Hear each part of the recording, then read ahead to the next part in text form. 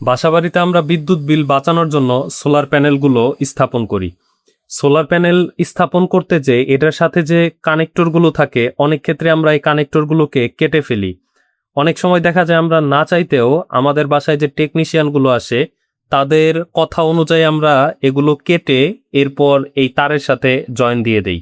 অনেকে দেখা যায় এই কানেক্টরগুলো রাখে, আবার অনেকে দেখা যায় কানেক্টরগুলো নিজে থেকেই কেটে ফেলে। আজকের ভিডিওতে আমি আপনাদের সাথে শেয়ার করব এই কানেক্টরগুলো রাখা উচিত নাকি এই কানেক্টরগুলো আপনার কেটে একদম তারের সাথে তার জয়েন দেওয়াটাই বেস্ট হবে। সেই সম্পূর্ণ কিছু নিয়ে থাকছে আজকের এই ভিডিও। প্রথমত আসি, এইখানের সুবিধাটা কি। এটা হচ্ছে MC4 কানেক্টর। MC4 কানেক্টরের বেশ অনেকগুলো সুবিধা আছে। সব থেকে বড় সুবিধা হচ্ছে এটা IP67 রেটিং। এখানে কোনোভাবে পানি ঢুকতে পারবে না। এর প্রধান কারণ হচ্ছে এখানে আপনারা দেখতে পারবেন একটা রাবার আছে।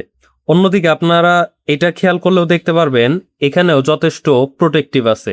ঠিক এই জায়গাটাতে, ঠিক এই যে এর ভেতরের এই জায়গাটাতে আরেকটা কানেক্টরের এই যে এরকম থাকে, এই যে এই রাবারটা এসে লেগে যায়, অর্থাৎ এইখানে এসে লেগে যায়।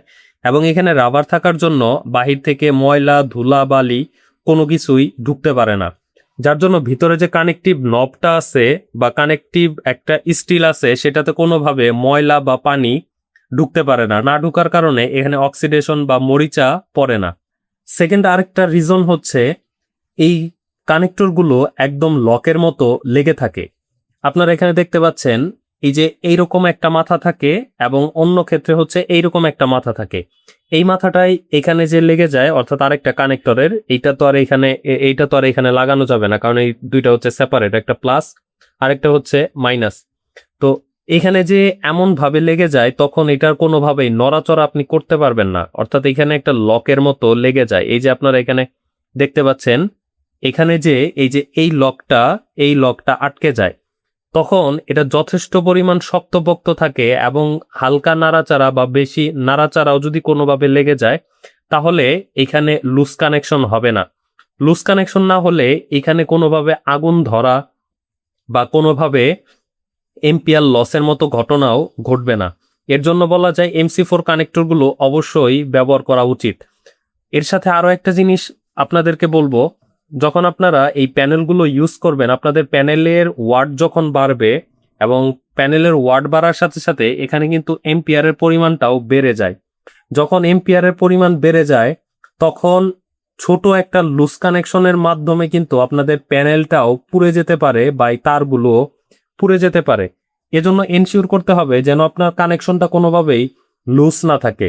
যদিও এই MC4 কানেক্টরগুলো বেশ কয়েক বছর ইউজ করার পরে যদি আপনার কাছে মনে হয় যে এটা লুজ হয়ে গেছে, সেক্ষেত্রে MC4 কানেক্টরটা আপনার চেঞ্জ করে নিতে হবে। আর এখানে রাবার থাকার কারণে এবং IP67 রেটিং থাকার কারণে এটা যে কোনো ওয়েদারে আপনি ইজিলি ইউজ করতে পারবেন এবং এখানে লুজ কানেকশন হওয়ার বিন্দুমাত্র কোনো চান্স নেই। এজন্য বলা যায় অবশ্যই আপনারা এই MC4 কানেক্টরগুলো ইউজ করবেন। এর ফলে আপনাদের এম্পিয়ার লসটাও কম হবে বা এম্পিয়ার লস হওয়ার চান্স খুবই কম।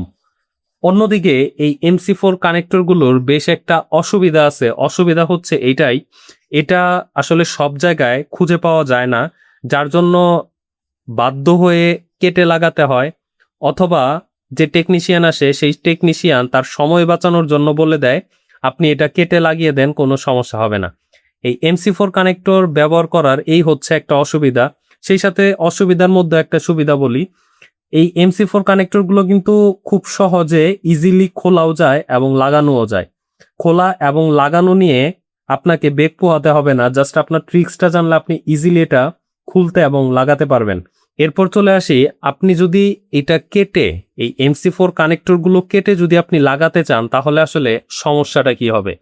এখানে বেশ অনেকগুলো সমস্যা আছে। সমস্যার মধ্যে যে সুবিধা আছে সুবিধাটা আমি পরে নিয়ে কথা বলি, কিন্তু সমস্যা হচ্ছে আপনি যখন এটা কেটে লাগাবেন তখন এটাতে কোনোভাবে যদি লুজ কানেকশন হয় তাহলে এই তারে বা আপনি যেখানে লাগাবেন সেখানে আগুন ধরে যাওয়ার একটা চান্স আছে, যার জন্য আপনার কন্ট্রোলারও সমস্যা হতে পারে এবং সবথেকে ম্যাক্সিমাম ক্ষেত্রে দেখা যায় আপনার প্যানেলেও সমস্যা হয়ে যেতে পারে বা প্যানেলের সেলগুলো কোনোভাবে পুড়ে যেতে পারে। এবং সেকেন্ড আরো একটা বিষয় হচ্ছে, যখন আপনি এখানে টেপ দিয়ে লাগাবেন, জয়েন্টটা দিবেন খুব শক্তভাবে এবং টেপ দিয়ে লাগাবেন, টেপের স্থায়িত্বকাল কিন্তু 5 থেকে 6 মাস। এরপরে দেখা যায় এটা রোদ বৃষ্টি এই গরমে আস্তে আস্তে অনেকটাই উঠে যেতে শুরু করে এবং সেই জায়গায় স্থান নেয় ময়লা, ধুলা, বালি, পানি, যার জন্য ওই স্পেসটাতে বা ওই কানেকশনটাতে একটা অক্সিডেশন হয়, অর্থাৎ মরিচা পড়ে যায়। মরিচা পড়ার জন্য আপনার তারের যে ম্যাক্সিমাম পারফরমেন্স, সেই পারফরমেন্সটা দেখাতে পারে না, যার জন্য আপনি সেখান থেকে আউটপুট পান কম।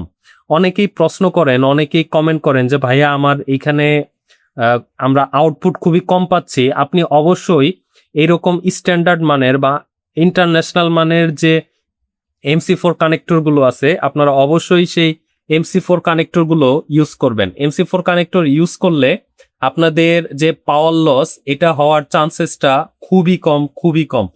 আর অন্যদিকে হচ্ছে এটার একটাই সুবিধা, সেটা হচ্ছে আপনার এটা কিনতে হচ্ছে না।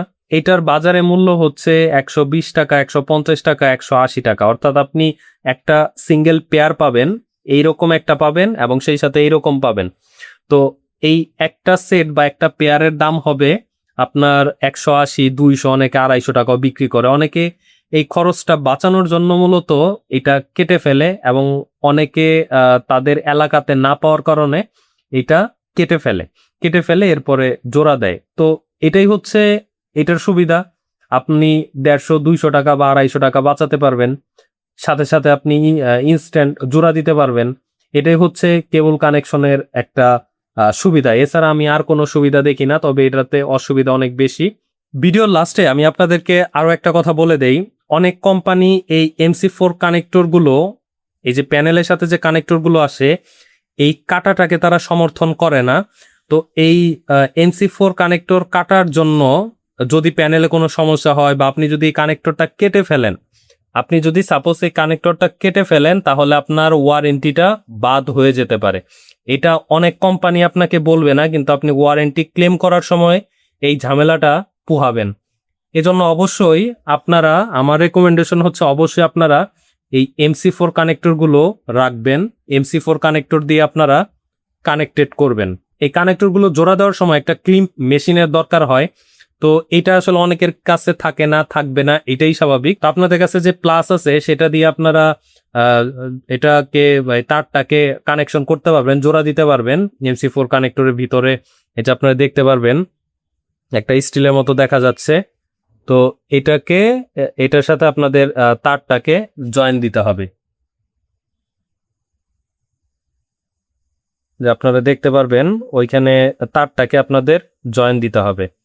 তো এই যে এইরকম, আর উল্টা পাশে এই যে এখানে একটা তার ঢোকানোর একটা স্পেসের মতো থাকে, আপনি তার লাগিয়ে এরপরে চাপ দিবেন। যেমন ভাবে লাক্স কানেক্টর গুলো আপনারা যেমন ভাবে কানেক্ট করেন, এটাও সেম একইভাবে আপনারা কানেক্ট করবেন। তো এই ছিল আজকের ভিডিও। তো আপনারা কারা কারা এইরকম ভাবে এই প্যানেলের মাথাটা বা এই প্যানেলের এই MC4 কানেক্টর গুলো কেটে ফেলেছেন, সেটা অবশ্যই একবার কমেন্ট করে জানাবেন এবং কাটার পরে আপনাদের পারফরমেন্সটা কেমন সেটাও একবার জানাবেন। তো এর মাধ্যমে সকলে বুঝতে পারবে MC4 কানেক্টর না থাকলে আসলে পাওয়ার লস বা অন্যান্য আনুষঙ্গিক প্রবলেমগুলো কি হতে পারে।